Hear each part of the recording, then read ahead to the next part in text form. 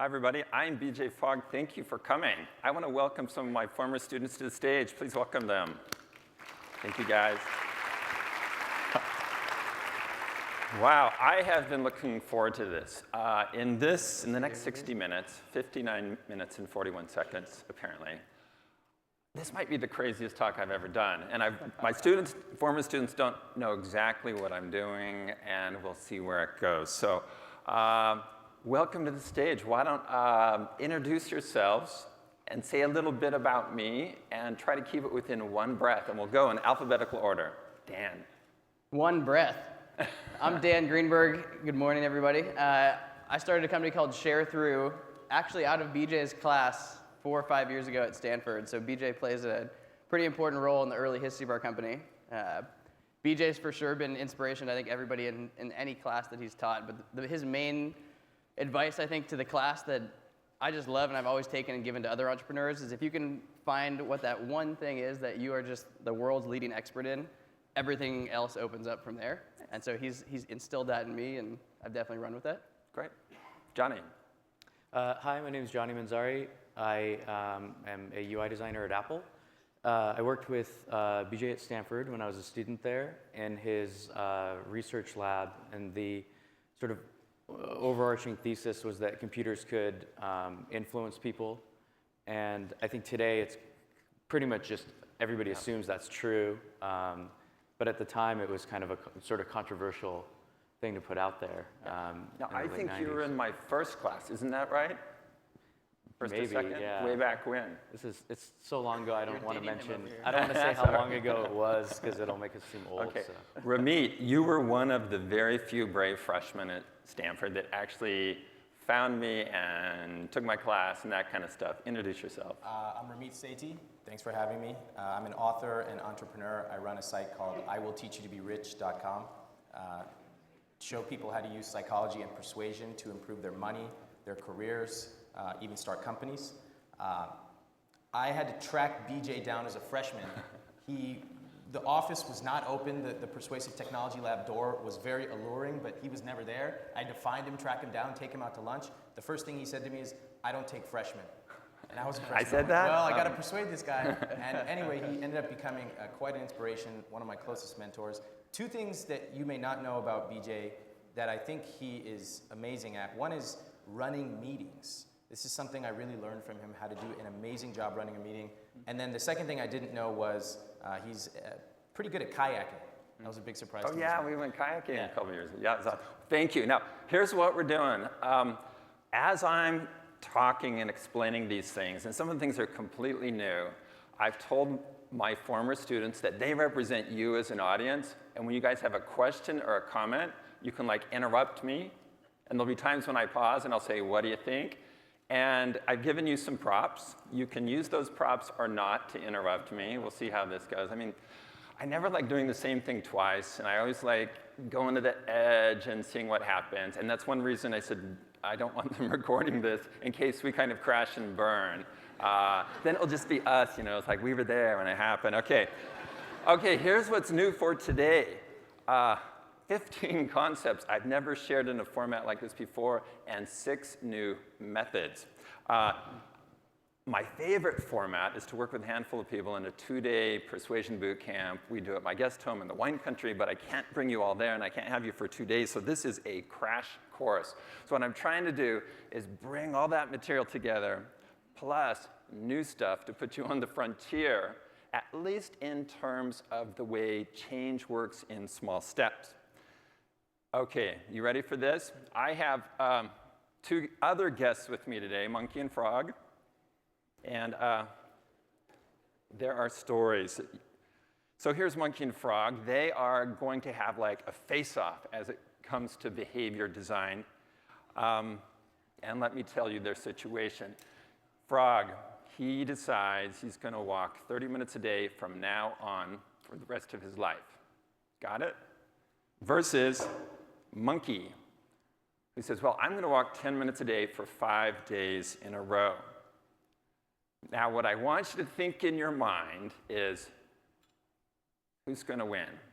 Okay, so day 1 goes, day 2 goes, and then day 3 hits, and it starts to rain. Okay, question for you. Quiz question. I won't put you guys on the spot this time, next time maybe. Who is more likely to be walking each day 1 year from now? Okay. Okay, so write down who you think is more likely to be walking a year from now, and I will give you what I think. You ready? Monkey. How many think monkey? Okay, good. Yeah, awesome. Okay, good for you.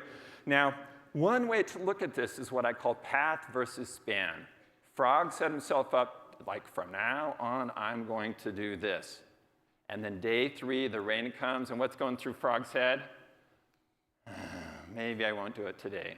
And then day 4, it's like, I already blew it. You know, kind of this, you know, very, very brittle mentality where monkey is like, oh, day 3, it's raining. I only have 2 days to go. I might as well get it done. And then once monkey completes that 5-day span, if he's prompted, he may do another 5-day span and another 5-day span. In other words, what I want you to watch for, and if you take 2 words away from this session, why tiny changes, tiny habits, baby steps work, it's these 2 words, success momentum. And that's really what you ought to be thinking about in your own lives and in the lives of people who use your products. Now, usually in my boot camps and in my classes aren't about self-help. My classes aren't about be a better you. And I've sort of been pulled that direction with this Tiny Habits method that I launched 14 months ago, sort of by accident. And this session is sort of framed as be a better you, and that's okay. So that's what we're going to be talking about. But as you understand how behavior works, you should also be applying it to your products and your businesses. How can we get people to do things that make our companies more successful? And each one of you are involved in changing behaviors. So, and probably all of you are as well. I think to have a successful company, you have to be able to influence what people do. So success momentum is one of the keys, and for whatever reason, in our culture, we tend to think, wow, from now on, I'm going to do X, Y, or Z, and we don't really acknowledge the value of spanning it down and having that success on a smaller scale. I'll show you more examples of why I think that matters. Okay, here's an example. So this is from my Withing scale. I have been recording and tweeting my weight since 2010. And so for the first year or so, where it stayed steady and even went up a little bit, I was just getting on the scale and I was tweeting it, and I wasn't really doing much about it. I just thought, wouldn't it be interesting if I tweeted my weight, and would it change my behavior? And guess what? It didn't. You can see that. In fact, if anything, I gained weight. And I'm not the only one. I went on and I looked at other people who were sharing their weight on Twitter with the Withing scale, and it didn't really seem to have this magical impact. Now, then you see things change dramatically. That's actually when I launched the Tiny Habits program. And I thought, well, you know, I've got to do 3 new Tiny Habits every week. And I started doing more Tiny Habits around fitness and weight loss. And just little by little by little. I mean, that looks like a dramatic shift, but really it's a course of about 1.5 years. You can see what happened. So little tiny changes, pretty big results. And I maintain I almost never felt deprived, and I almost never had to tap into willpower. And I'm going to talk about that a little bit more. And I think that matters, and that's one of the things, one of the hacks you can do with your behavior. If the changes are small enough, you don't have to rely so much on motivation. You don't have to tap into willpower, and so on. So the Tiny Habits method. How many of you have done a week of Tiny Habits with me? Yay, awesome. Okay, nice. I'm not going to go in depth on Tiny Habits because I think you can do the session with me. There's an email version that's free, and I try to explain clearly how it works. I'll just give an overview here. But for those of you who haven't seen it, it's just basically a week-long program. You get set up on the weekend. You decide what your little tiny behaviors are going to be for the week, and there's a way that you get set up. And then at the end, I have you do some evaluation. And to me, this evaluation really matters. A year ago, when I was evolving the program, I was really trying to optimize it. And now I am looking for consistency and other kinds of measures. But let me show you what a typical week looks like. And I'm not sure I've ever shared this in a public setting before. So here we go. This is one. I asked 3 questions, and I'm going to show you 2 of them. One of them is, did this program affect your confidence in creating good habits in the future? And you can see 90% plus pick it increased or greatly increased. And to me, that's a really, really important measure. And you can see, another week after week, the results look like this. So it's pretty predictable at this point. The other question I asked that I look at really hard is, did this lead to other changes in your life? In other words, did it ripple out? And you can see the results there. Most people report that, yeah, it did affect other things in their life besides those tiny behaviors. And this delights me. I wasn't sure this was going to be the case at the beginning, but it's very consistent in the findings. And so this is part of what I call success momentum. And I think that's a new term. I've used it for a little while now. I don't think I've used it in a public setting like this before, but it's, if you can design your life to create success momentum, then I think you're definitely on your way to achieving big things. Here are some comments from people. And I pulled these comments from yesterday, actually. Every Thursday in the program, I say, what has surprised you about this? Do you remember that, people who did Tiny Habits? What has surprised you? That's really important to me. So as the emails come in, the system's partially automated, but there are things I have to do manually, and there's things I want to do, such as I read the emails every day. So I've had over 10,000 people in it over the last year, and every day I'm like reading emails and responding to people who need to be responded to and so on, even while I'm on vacation and things like that. So it's, that won't continue forever. I can't sit there every day for the rest of my life, running hundreds of people through Tiny Habits. But it's kind of cool for me to read what people say. And here are some of the things. You can see that they're about success momentum. I won't go through it, but the feeling and the surprise to people is like, oh my gosh, I'm doing this little thing, and somehow it's helped me step up to do bigger things. And I think that's just amazing, and that really makes me happy, because that's what I was designing for. In other words, what I'm saying is you can forget about willpower to some extent, and you can say goodbye to guilt, and you can change your behavior without relying heavily on willpower. And I don't think you should feel guilty if you, try to floss one tooth and you mess up. I mean, I don't think that's a helpful approach. I don't know why, but in our culture, the way we structure behavior change is kind of messed up. And even our language about behavior change is messed up. For example, and I've spoken about this before, so this is something I've covered before. The phrase, motivate behavior change, I think it's just wrong-headed. I don't think we should be, whenever you hear anybody say, oh yeah, we got to motivate behavior change, a red flag ought to go off, and you ought to think, that's probably not going to work. A better replacement for that, I think, is facilitate behavior change or trigger behavior change. When people frame it in this way, the assumption is behavior is all about motivation, and that's not the case. The next one, and we just saw this with the new year. You see all these ads, you see all this stuff. It's like the new you. And companies know they can get people to sign up for services and buy products with the new you. I think this is wrong-headed. The new you, at least the way I read that, is all about revolutionizing your life quickly. And I don't think that's how it works. Short of moving you to a completely different environment with a completely different social group, it is almost impossible to radically change yourself quickly. So I'll come back to how you can do that, but the new you, be skeptical of that. Okay, I have one more way. I think the language is messed up, but I want to bring in the students. Former students, what has surprised you or upset you so far? I'm actually giving a prize for the student who asked the hardest question. They don't necessarily know what I'm going to say or when I'm going to turn to them, so they're, comments? I've got a question. Okay. It seems so logical that, the frog and the monkey example you gave.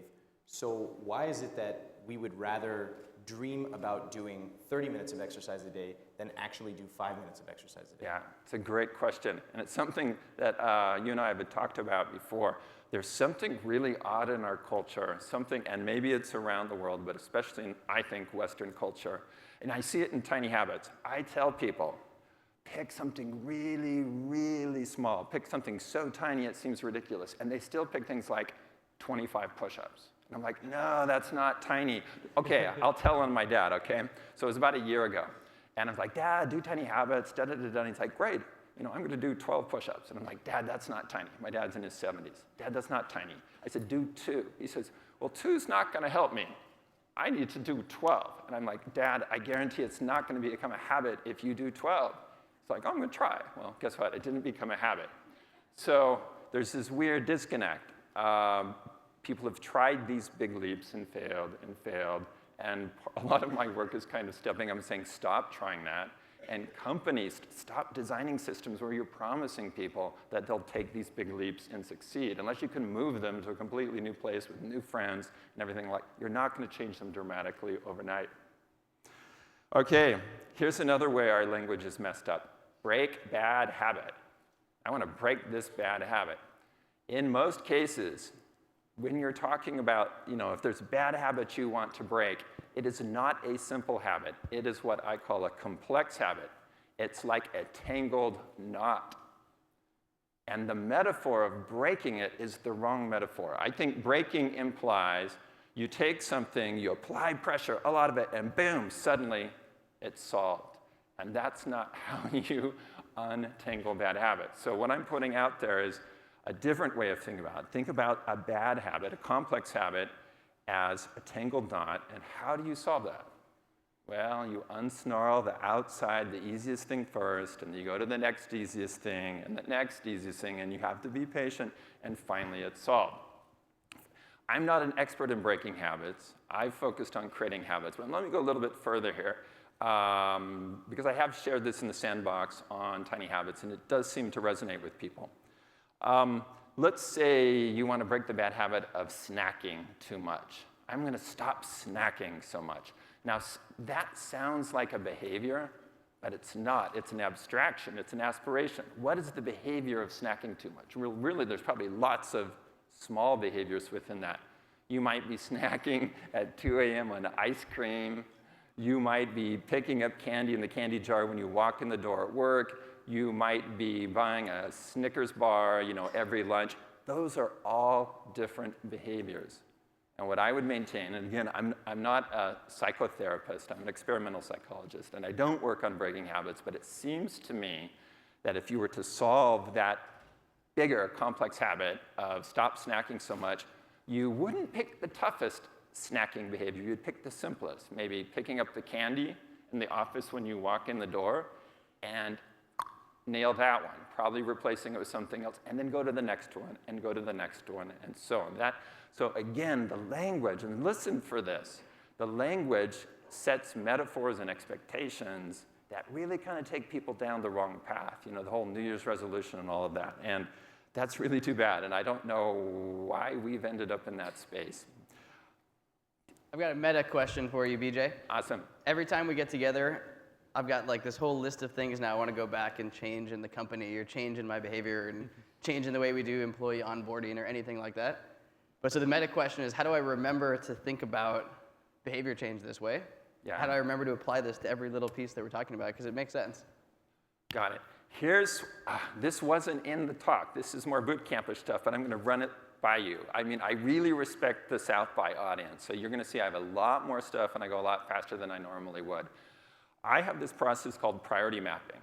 So first of all, what you would do, and I do this all the time with a bunch of stuff, is you write down specific behaviors, each on a different Post-it or little card. So you get 20 of those. Now, let's say it's things you want your customers to do. Write those down. Then you prioritize them in 2 dimensions. And so you do it on a landscape. If you do it as a group, it can be on the wall. If I do it at home, it's just on the big kitchen counter. Top to bottom is, in your case, it would be, yes, promotes the business. It's essential for our business success, not important to our business success. So there's a vitality dimension. How important is it, top to bottom? And some can be on the same level. It's a continuum. Then after you finish that, and you probably do it with your teammates, let's agree, that getting people to tell their friends is super important. Let's agree that getting people to pay us money is way up there, and so on. And that getting somebody to follow us on Twitter is a lot less important than actually signing a contract, for example. Then, after that's done, then you sort things side to side along a feasibility dimension. On the right-hand side is, yes, we can get our customers to do this, and a continuum toward the left-hand side is like, no way, we can't get them to do this. For example, really, really great for our company would be they sign up 100 new customers. Well, that would be way up on the top in terms of impact, but in terms of feasibility, no way. We probably can't get them to do it. So thinking in those two dimensions and organizing things, and looking up in the top right-hand corner, those then become your targets. Then you forget about all the other stuff.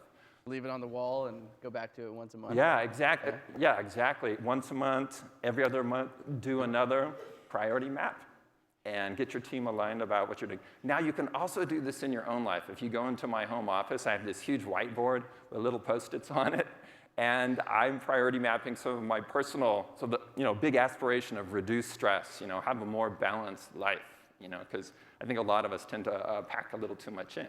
And so I did a priority map. How can I achieve that more and more?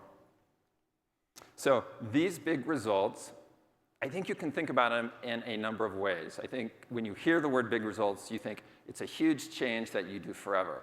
I'm not going to talk about that kind of change. We're going to look to Frog and Monkey to see what they do in their behavior face-off.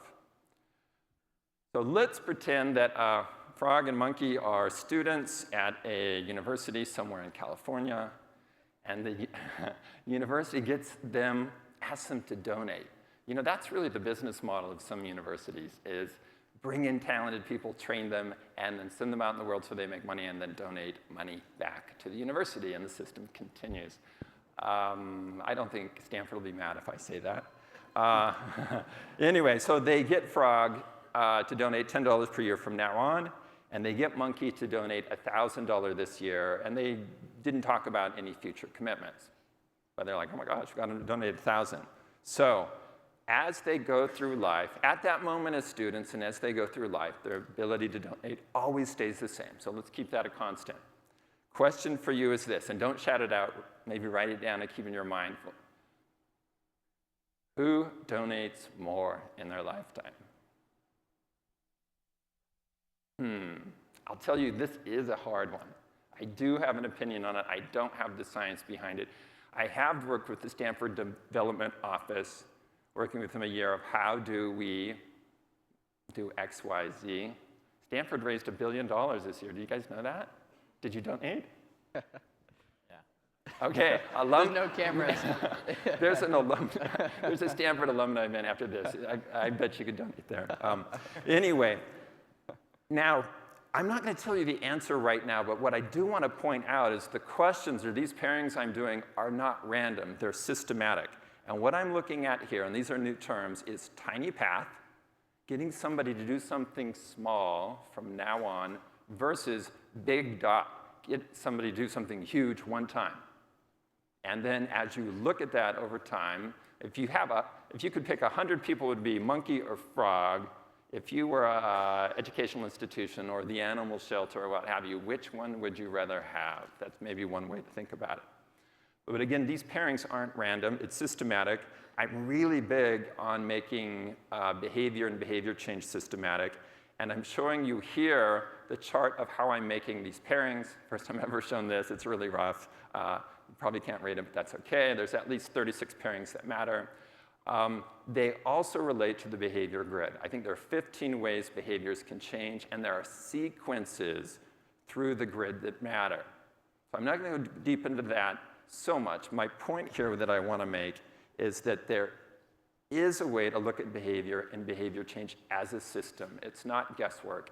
And one of the things to understand is the nature of behavior most happens over time. There are sequences of behaviors. And if you want this ultimate target behavior, like, let's say, what do you call those timeshares in Hawaii? Sign up for the timeshare in Hawaii. There are behaviors before that you design for that then lead somebody to sign that contract. And so even in your own life, if you're looking at a behavior and it seems hard or somehow seems elusive, you can back it up and break it down to the steps that come before, and there's 2 ways to do that. One's called shaping, another's called sequencing. I won't go there today. But if you look at behavior in terms of behavior sequences, the problems get easier to understand and to solve. For each behavior, 3 things have to be there. One is motivation. They have to have the ability to do the behavior, and there has to be a trigger or a call to action. I call this the behavior model, and they have to happen at the same moment. So if you have a sequence of behaviors, say yes to riding on the catamaran, ride on the catamaran, go into the sales office for drinks, sit down with the salesperson, watch the video that has all these testimonials about the timeshare, sign the contract. There's behavior, behavior, behavior, behavior. There has to be a trigger for each one. There has to be an underlying motivation, and the person has to have the ability to do each one. So you can map those sequences back. Now, I know some of you work in the world of getting people to do things, and some of you are very effective. Any examples you want to share how you have framed triggers or tapped into existing motivation to achieve behaviors you want? You don't have to reveal any trade secrets. Well, the piece I think is really important in how this maps to software or whatever is, like you're talking about the importance of success momentum and the small victories, the onboarding process for a product, the first time install or the first time they encounter the site, sign-up process, all that stuff. If the person is feeling that sort of like success as they go, and even if it's something as trivial as just getting 5 friends into the application or whatever, has a dramatic impact on what happens later, because they're going to be more tolerant of, if they do hit a roadblock a little bit later on, they're more tolerant to work through it. And I don't think enough time is spent on that initial. A lot of times it's sort of designing for the later case. Yeah. And that's the fragile point. And let me point out what Johnny said. He said if they hit a roadblock later, they have more whatever to get through it, right? I forgot the exact word. That's why I wanted to pick the word success momentum. Once somebody has momentum, if they come up to a problem, they're more resilient. They're just not starting flat-footed. They've got some momentum. So I think that's a great example. We do something called RIA, Results in Advance, and we want people to change their behavior first, and then their attitude will follow. This is one of the most key principles that we use in our business. And when I first started thinking about persuasion a long time ago, the whole mental model that we use is if you change someone's attitude, then their behavior will change. So show them a compound interest chart, and they'll realize it's so important, and then they'll finally start investing. Well, we've all seen millions of those charts, and we don't do anything.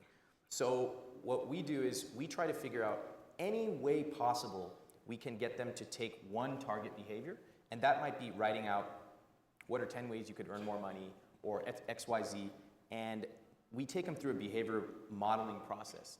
And at the end of that, especially if we've gotten them results, many of my students go through a free series of emails and they earn $500 or $1,000. So then what happens is they actually say, wow, it's possible for me, a guy like me, to do this. Let me look into this program more.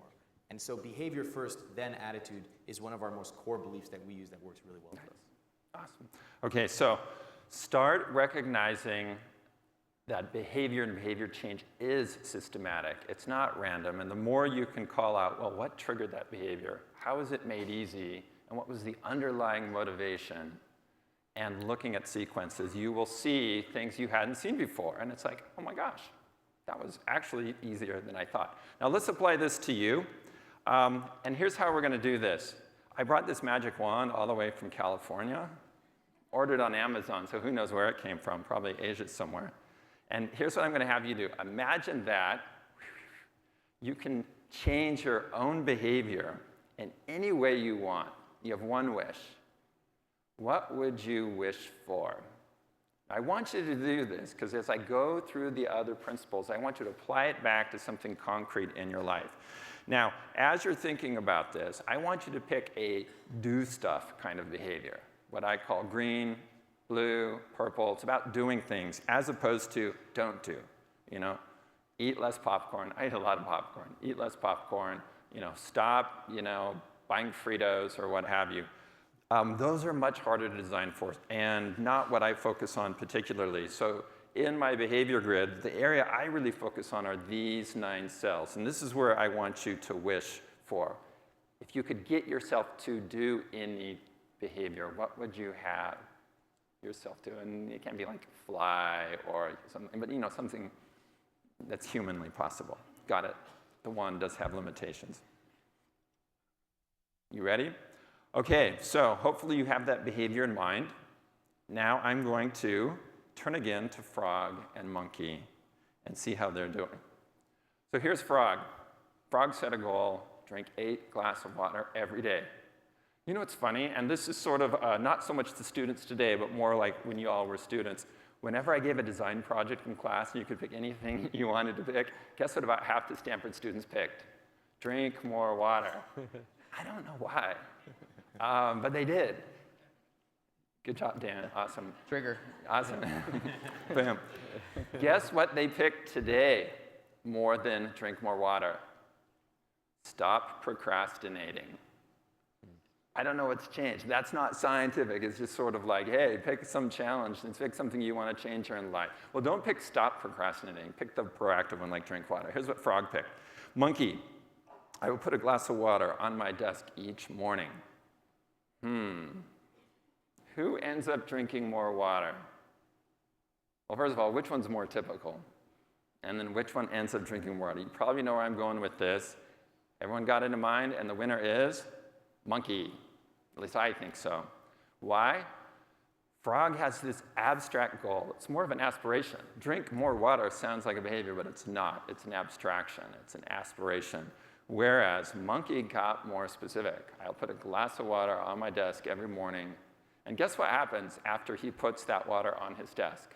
What happens naturally? He drinks it. And then ideally, he refills it and he drinks it and so on. So one of the keys here is to get specific about the behavior you want in your life. So take that magic wand behavior and make it more specific. It shouldn't be an abstraction like stress less or spend more time with my family. It should be something specific, like every night at 7:30 play 5 minutes of basketball with my son or something like that. I call this Crispify. And this is something we work on in my boot camp. It's called Crispification, because I didn't know what else to call it.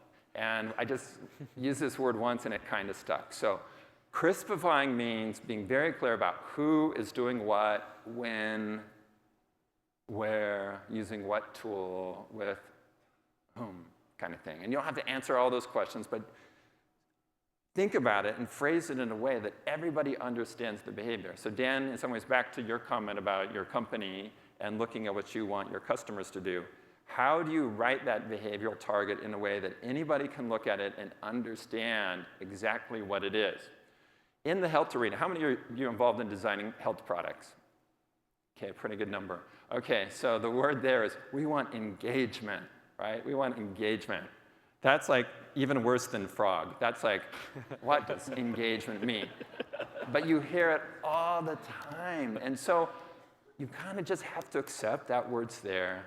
You can't act like superior or like criticize people for using the word. What you need to do is say, well, what do we mean by engagement? And I would use the magic wand technique. Yes, I would. And I maybe not pull out a wand, but I would, because I'm kind of a goofball. But I would say, OK, if we could get our members to do anything related to engagement, what would we have them do? OK, what else? What else? What do you mean by that? Let's get more specific. So you pull out of your client or your teammates the specific behaviors. And once you have them specific, then you can do things like priority mapping and designing for them and so on. Crispify. So I do think it feels like magic. And people in Tiny Habits report this every day, especially Thursdays and Fridays where I'm pulling out of them, how did it go this week? That when they get very specific and when they design a solution, you don't leave it a chance, you design a solution. And designing a solution may only take a few seconds, it may take a few minutes, it may take longer. And then you iterate. I'll come back to that iteration piece. It's really, I think, pretty important. Designing a solution. If you want to change your behavior in the long term, in other words, the path, aspiration from now on I'm going to drink more water or eat healthier or exercise more or save more money from now on, yes, you should span. But if you need to do it fast, your only option is to change your environment, to design your environment. This also connects back to the tiny habits method and baby steps and things like that. Let me give you a couple examples, and these are really fresh, as you can tell. As I walked into the W Hotel a few nights ago, this is the shot of the W Hotel, and looked around. You can see my bags are still there. I haven't even unpacked. I pulled in, and boom, there was something right there. Guess what it was? Snacks. And I was like, oh no. I'm going to put those somewhere out of sight, right? It wasn't really a decision. It's like, oh, there's where the snacks are. They're in sight. Kimpton hotels also put them in plain sight. Some hotels hide them better. And so I put them in the closet and hid them away. Now, I really don't think the lollipop would be something I would ever eat, really. But, salty snacks, pop chips, man, there might be, if it keeps triggering me and tapping into my willpower, there's a moment where I might eat pop chips. So you just put it away. Next example, a couple nights later, I ordered a room service. And that's what it looked like. I really tried to order the healthiest thing on the menu. And that's what it was, like a veggie burger. And I'm like, OK, I guess there's a veggie burger somewhere there. So I set up Monkey and Frog and took a picture just for you guys, because I thought I would share this. So I was like, OK, I like fries. So I ate a fry or two. Again, I'm not into the deprivation thing. That's, so it's not about not doing it. I ate a fry or two. It's like, OK, I had them. And then I got rid of the fries, and I replaced them with some vegetables. I had some in the fridge that I had bought in the grocery store, and I also had them bring some up, and that was after. Even so, I kind of got sick on all that topping on the veggie burger. So that's kind of off topic here, but just in the name of full disclosure. But it was better than eating the fries, and I was very happy I didn't eat the fries. Now, I do eat kind of whatever I want, but I don't eat I practice and revise, and that's kind of the point 3 where I talked about iterate. As you're trying to change your behavior, and as you're getting really crispy and specific, try things, and if it doesn't work, say, oh well, and try something else. And if that doesn't work, say, oh well. Don't feel guilty, don't get discouraged. That's back to my point about guilt. I just don't think it helps. Say, oh, I'm learning how to do this, that didn't work, we'll keep trying. Now, I think all of you have been involved in iterative design and industry, right? And so I think that's a pretty familiar notion nowadays, A/B testing, lean startup. I call my approach crummy trials and so on. But I think we're, as individuals, not so good at thinking of ourselves of, oh, we're just going to keep trying stuff, not get upset when it doesn't work, and then finally we will get better and better at revising. Can you talk about how there's a cost to setting yourself up in situations where there will be a failure? For example, one of my most hated phrases is, oh, it couldn't hurt. Actually, it could hurt if we know that most people reasonably are not going to make their way through it. And each time they fail, there's a cumulative effect where they say, I could never be the kind of person that does that. Yeah. Can you share some examples? It's a great question. A lot of health products, well, the good news here, there are more health products coming out that actually work, that actually do help you change your behavior. But there's been a history of just huge failures. And every time a company convinces you to try their new health whatever platform and you do not succeed, I believe your ability to change in the future decreases. In other words, they are stealing away from you the ability to change. Some people would call it confidence. Some people would call it self-efficacy.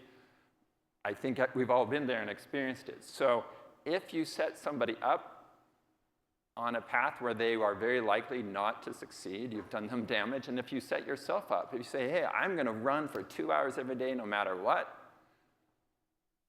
you really are, when you stop doing it, it's not a neutral event, and you don't come back better from that experience. I think you come back worse. And that's, I think, again, one of the problems in our culture is we overreach, and especially a group like this, right?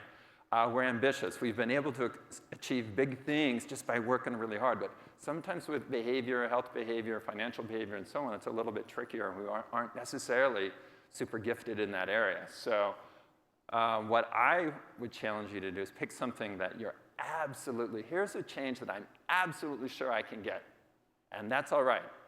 And I'll get to this a little bit later about how you deal with the tininess of that and make sense of it. Let me show you another way we've redesigned our environment and revised. This was our fridge a few months ago. That's fine, it worked really well. And then we iterated and made it even better. So we call this super fridge. And if you took a picture of my fridge right now, I think it would look exactly like that without the labels. We've decided, maybe not labels, what have you. So here's what. So there's the fries and the snacks and whatever.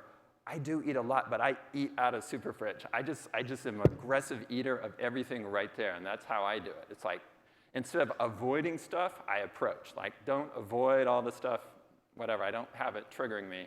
But then, man, if I'm hungry, I went to Daily Juice down here, down the street, and I ordered I ordered the spicy kill, the regular kill, the Thai, whatever they called it, and the quinoa, all in one setting, and I ate it all because because I'm not going to sit there hungry and then walk by the taco truck and say, oh my gosh, I really want that taco. So part of my approach, iterate, is I've learned I've just got to really be aggressive about eating the stuff that I think is good for me, and then let the other stuff not be so tempting. So here we go. Ramit, building on your question a little bit. Here's monkey and frog. They decide they're going to get strong. So frog decides to lift kettlebells. Who's doing kettlebells? Yeah, I remember I'll talk about kettlebells in a little bit. He decides to lift 10 pounds, 5 reps a day, easy, no big deal. He sets up a trigger for it. Monkey gets 50 pounds. Shall we say 50 kilos? That'll make it even more extreme. It says pounds. OK, we'll stick with pounds. 3 sets, 10 times a day. Really ambitious, right? Monkey's going to do it. He's going to be the buffest monkey around. Well, guess what? 6 months later, guess who is stronger? I think I would put my money on frog. Here's why. It's this issue around baby steps and big leaps, and I think big leaps are very hard to achieve, especially if they make you sore or induce some sort of pain. If you're taking a big leap of, I'm going to go walk out in nature and do something pleasurable, or I'm going to go dance for an hour and I love it, yeah, those kinds of big leaps may work because you're being reinforced for it. But if you're lifting, 50-pound kettlebells for the first time, or if you're running for an hour, that's going to not feel good, and your brain's going to say, I don't want to do that again. So when you look at the behavior model, and I'll unpack this a little bit, but what I want to show here is the design space for Big Leap is very different than baby steps. And what I tried to do in Tiny Habits was design in that blue area where it's all about baby steps.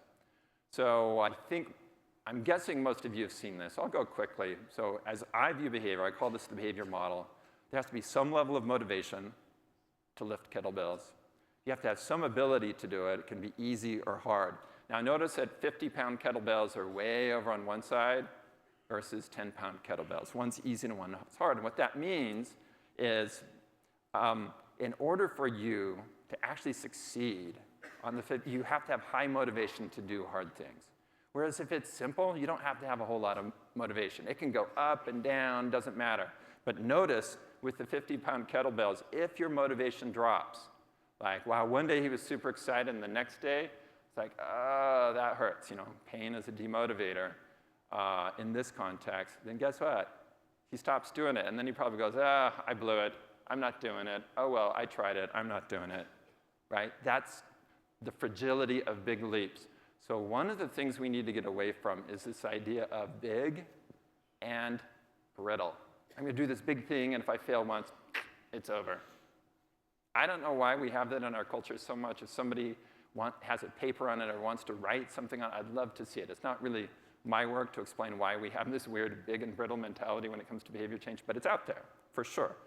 Let me show you how baby steps works. And I've never shown it quite in this way before. So here's Frog doing baby steps, kettlebells. One day, day 2. Guess what? Look, day 1 to day 2. Day 2 is probably a little bit easier because he didn't get sore. He's more familiar with the routine. He knows where he set the kettlebells, right? So it's not that he's in better condition necessarily, but it's just the routine, the placement, probably makes the behavior easier the second day. And this is true, shall I say all? Virtually all behaviors that are simple become easier the more you do them. Now, it's not true for all behavior types, and it's certainly not true for hard ones that make you sore or induce pain. But go with me on this. So baby steps. Day 3, is it easier or harder on day 3 to lift the kettlebells? I think it's easier. And then, guess what? You ratchet up to 12 pounds. Is 12 pounds easier or harder than 10? Well, it's probably harder. Motivation level, maybe about the same. Day 2, a little bit easier, motivation goes up. So this is conceptual. I wouldn't literally. It'd probably be every other day.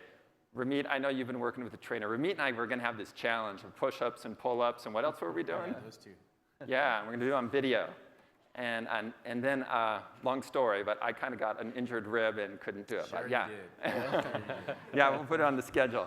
Anyway, because I'm doing baby steps here. So see how this works? So notice day by day, if you do the baby steps right, they get easier to do. And this is part of what I think is miraculous, your motivation naturally goes up. Kind of goes back to what Ramit was talking about, is get people to do stuff that changes their affect, their motivation, and so on. So then guess what happens after he does 12 pounds for a while? Boom, you ratchet it up. Yeah, 15's harder than 12, but he's still above the action line. And as you're designing baby steps for yourself and others, or as you're analyzing how baby steps work, I think this is a very good way to think about it. Boom, does it for 15 days, and then what? Boom, ratchets up again. So it's this sequence of always above the line, it gets a little bit easier, the motivation probably naturally goes up, you're not manipulating it, it naturally expands, and then you ratchet up, not to 50 pounds. Notice if Fogg went to 50 pounds, he might do it once, because like, I'm doing 50 pounds, and then the next day, like, I can't do 50 pounds. So anyway, design spaces, big leap, baby steps. I think we should stop trying to design for big leaps in our lives unless we can radically change the environment. And in most cases, we can't. We have to stay in our homes, in our typical jobs. We're not going to give up all our friends. So we are kind of left with baby steps. Now, if I'm going on a little bit of sidetrack for about a minute here. If you are below the action line, where you don't have the right combination of motivation and ability, no matter how many times you're triggered, triggers or reminders, I'll get to that in a minute, you won't do it.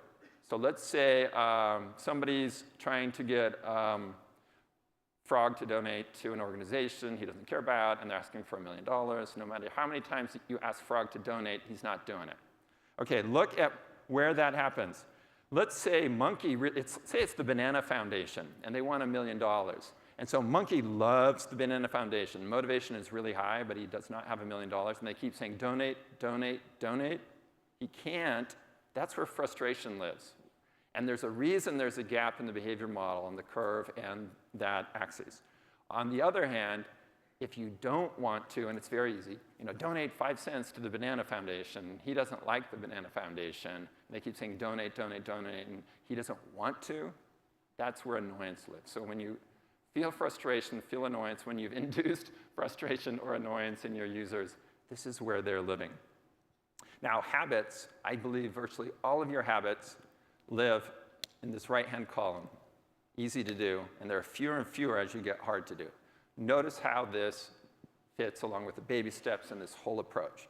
So that's, when I was mapping this out, that's why I was like, oh, it doesn't really make any sense to do this big leap thing and just try to keep people lifting 50 pounds. Let's just start in this corner where it's easy to do, and it doesn't matter much whether motivation goes up or down, they can still do it. And that was the hack I was putting together with Tiny Habits. So now I'm going to have you hack your behavior right now, have you plan it out. Part 1, pick something maybe related to your wish that's really, really easy to do, and make it radically easy to do. Got that? Now, if it's easy to do, the slipperiness of motivation, our motivation goes up and down naturally. I call it motivation wave when it goes up, and then of course the wave subsides. I think wave is a good metaphor for that. But it won't just happen with these things. You need a trigger. Like I said, triggers the reminder or the cue. Let me give you some examples. Don't get trigger confused with motivator. Trigger's a little bit of a tricky word. I think I'm going to stick with it. Boom, classic trigger. I had to give this out to my boot campers, like click here, persuasion boot camp or something like that. Wear that around. Trigger. Here's a trigger. Now, the trigger is not the woman, but it's the triangle. See, this is a trigger probably bundled with a motivator. I call that combination a spark.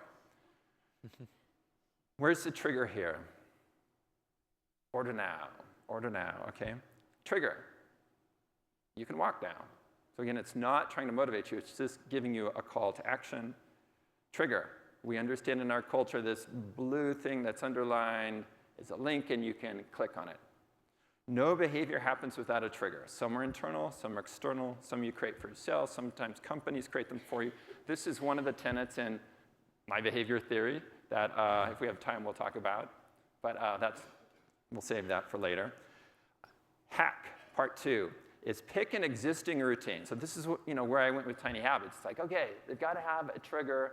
Well, let's pick an existing routine in your life to be the trigger, such as, let's say I want to floss, so I pick floss one tooth. What existing routine can trigger flossing one tooth? Where does that make sense? Well, brushing. So after I brush, I will floss one tooth. I've helped hundreds, maybe thousands of people now start flossing with that method. Anybody in the audience care to? Yeah, some of you, yeah, awesome. I do get emails. I don't get emails from your dentist, but I'm hoping your dentists are reinforcing you. Anyway, so whether you realize it or not, you have all sorts of routines. I call these anchors if you're going to connect a tiny behavior to it. You have tons of them in your life. Even when you travel, you have some. You don't have as many because you're not in your regular environment, but you do get out of bed. You probably do brush your teeth. You probably shower. If you wear glasses, you probably take them on, and so on. And so one of the keys is to pick which of my routines is the right trigger, can serve as an anchor for this little simple behavior I want to get done. A year ago, I would have just never shared this, but I'm going to go there. Peeing is an awesome trigger for a new behavior. Yes, it is. So what my tiny habit, and I've done this for about a year now, I started with, remember my dad doing 12 push-ups? Okay, I started with 2, and it was after I pee, I will do 2 push-ups. And see why I didn't want this recorded? So the bathroom, wash the hands thing is pretty ingrained habit for me. So I put it right between the 2. So well, my hands are going to be on the floor, and then I'll just wash my hands like usual. So I started then. I went with 2, then I went to 5, baby stepping it. And then a couple months later, I went to 8. And I just kept it at 8, but I do 12 or 15 now and end up with doing a lot of push-ups every day. And I'm actually a lot stronger, and who knew? Who knew? This is why I might be able to beat Ramit in push-ups, so I don't think so. We'll see what happens. So let's research this right now. I know what, I'm going to have you close your eyes, so only we know. How many times a day do you think you pee? Can I say that? Yeah, I can, okay. Okay, so let's kind of get a unscientific measure of this. Okay, I guess you don't have to close your eyes. I don't know what. Here we go. How many people only once a day? Twice a day? 3 times? 4 times? 5 times? 6 times? 7 times? 8 times? Bell curve, right? What do you think the average was? 3, 4. 3, 4? I was looking more like 5. I was actually looking for a number because I looked it up. I looked up what the research says, yeah. Okay, we were more like about 5. I think the tip of the bell curve was there, but at least the little study I saw said 7. So maybe we weren't thinking of nights. So think about, after I pee, I will, and pick a tiny behavior you want to do 7 times a day. It might be text your mom. It might be whatever. For me, it was push-ups because it was cool to do. What? Okay, yeah. You're going to be doing this about 2,000 times a year. So what you need to do is you need to match the frequency of the anchor with the frequency of the new behavior you want, right? So I have some people in Tiny Habits pick, every time I delete an email, I will drink water. I hope they've attached a push-up behavior there because they're going to be real strong, real slow. Because that's not the good pairing, right? Because you're deleting emails constantly. That means you'd just be drinking, just chugging water. So you got to pair that. This is part of the design, right? This is part of the design. Given this little tiny behavior I want, is it a once a day behavior? If so, let me pick an anchor that happens once a day. If it's, I want to do it throughout the day, like stretch or push-ups or what have you, find the right anchor. Again, this is the design phase. I'm challenging you all right now to, this is like the tiny habits recipe. So this is kind of the hack that I came up with. After I routine, I will tiny behavior. That's the formula that I've been putting out there, and some of you have been in my program and used. So think about what that is. Use that anchor. This is prime real estate in your life for changing your behavior. And as you've heard from others, once you start doing this, other good things will happen. We'll get there. Anyway, there are your anchors. It might serve you well to write down what your routines are, and even the ones when you travel. So I have a set of tiny travel habits, things that I do when I travel. And one of them is I go in, I get out the suitcase, and I completely unpack it as soon as I go in the room, and then I go look at the gym. I just look at the gym. I don't have to work out. I just go see it. Why? Because then the behavior of actually going to the gym got way easier. Now, I'm not going to talk about starter steps, but that's what I mean by a starter step. Do the first thing that then makes the desired behavior way easier. So here we go. Frog and monkey again. Frog said, oh, I paid my bills on time. That was boring. Monkey says, I paid my bills on time. Hooray, good for me. In 5 years' time, who's going to be richer? I'm not an expert on this kind of thing. However, in this case, I'm going to pick monkey as the winner because, and this is something I am an expert on, frog seems to be punishing good behavior, whereas monkey is reinforcing good behavior. And that's the hack, the third part of the hack that I want to share with you. You need to celebrate when you do these tiny behaviors. And the celebrations need to be immediate, and it needs to be something you like. There's a lot of resistance, especially from people in Europe, to celebrating these tiny behaviors. Wow, why should I celebrate flossing one tooth? It's just one tooth. Well, I'll get to that in a minute. But let me run you quickly through, and this is on SlideShare, so I'm not going to go in depth in it, but I think there's at least 10 ways to celebrate. Physical movement, awesome. Bam, bam. Even inside, so even if you're at a meeting and who knows what, drink water, you can go, I'm awesome. I know. Or you can just go. Notice how often athletes celebrate, and when they do it, after they do something good, it's immediate. And that's why they're who they are, and so on. So you can find this on SlideShare. So celebrate, find the celebration that works for you. So I'm going to review this behavior hack, make it super easy, find the routine that triggers, celebrate it. Now, the top habiteers in Tiny Habits, they think about things this way. It's never too tiny. And this is what people discover kind of during the week is, wow, I know you said tiny, BJ, but I didn't really realize how tiny. I shifted it to really small, and guess what? It's working. It's a skill. The more you practice creating habits, the better you get at it. Oh, well, no big deal. If it didn't work, whatever, I'll just try something else. Revise. Don't get all emotionally worked up over it. Just, it's a cue to revise and do something else. And this is why I think you should celebrate. It's not that you flossed one tooth or did 2 push-ups. It's that you are learning to change your behavior. And for many years, maybe you couldn't do that. And lots of people can't do it. So here's what amazes me after 65 weeks of running the Tiny Habits program. Here's what amazes me. And I'll be wrapping with this, and you guys can challenge me with some questions. Blossoming. If I'm going to call this blossoming for now. If you plant a tiny seed in the right spot, it will just naturally grow without further coaxing. That, to me, is just like a miracle of a seed growing. It's amazing. So designed for that. Cascading. Don't worry about doing it all at once. Do what you want to do in this domain of getting healthier, financially stable, what have you, and trust that it then ripples out. Once you start drinking more water, you'll probably do other nutrition behaviors naturally, so trust that process. And then springboarding. Ramit was talking about this some. I don't think you called it springboarding, and this is just a word that I came up with this week. Maybe somebody else has already named it, but it's the idea is, as long as you're doing these little tiny behaviors and you're succeeding, baby steps, there comes a moment when it seems like you just step up to the plate to something big. You suddenly go, oh my gosh, I can do this big thing that I've procrastinated for a long, long time. So remember the donation question? Tiny path versus big dot. I said this one was hard. I think the pairings that you'll see come out in the future, they're the right pairings, they're the right discussion points. I would go for this one. I think there's going to be a springboarding here. I think if Frog donates, there's a moment where Frog's like, oh my gosh, I'm going to donate a lot more.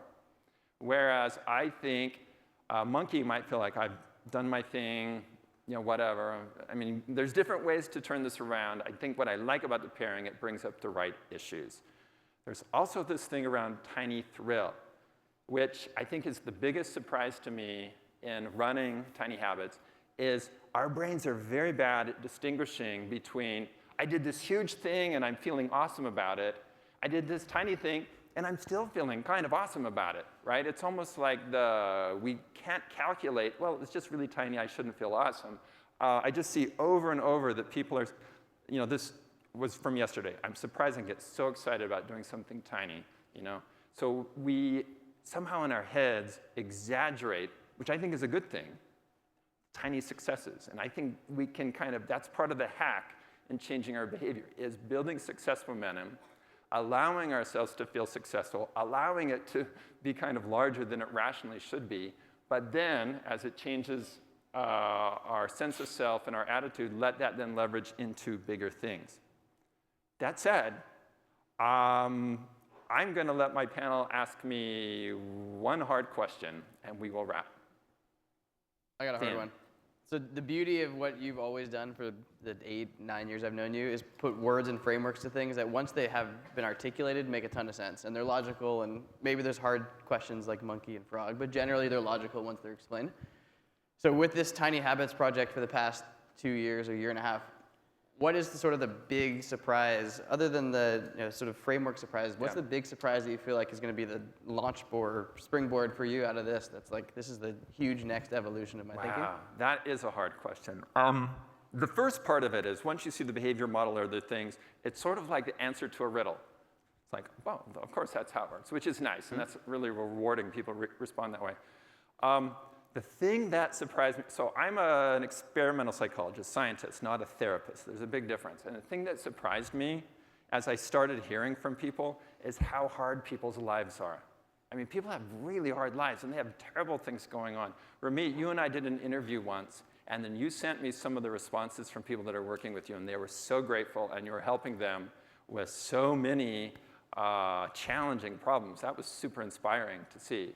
So as we design our products, as we roll out our services, my challenge for everybody that takes my bootcamp and my students is to use this information to make people happier, make households stronger, and make communities more vibrant. I challenge you to do that. I think that's our responsibility. And thank you, everybody. And thanks, our panelists. Thank you. Thank you.